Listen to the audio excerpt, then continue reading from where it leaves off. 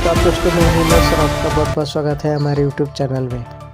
तो दोस्तों, बहुत ही बड़ी खबर निकल कर आ रही है पवन सिंह और ज्योति सिंह को लेकर के कि उनकी अब सुनवाई फिर से होगी कोर्ट में।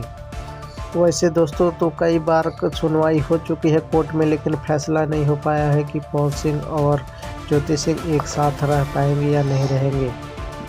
तो दोस्तों, इस बार मैं आपको बता दूं कि 25 मार्च को होगी पेशी आरा के कोर्ट में। जी हाँ दोस्तों, आरा के कोर्ट में 25 मार्च को पेशी होगी।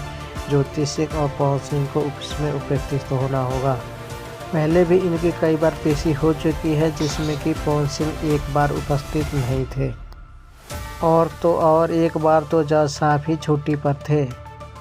तो दोस्तों, अगली जो सुनवाई होगी वो 25 मार्च को आरा के कोर्ट में होगी। तो दोस्तों, जैसे ही खबर मिलेगी हम आपको आगे बताएंगे। तब तक के लिए वीडियो को लाइक करके चैनल को सब्सक्राइब कर लीजिए। जय हिंद, जय बिहार।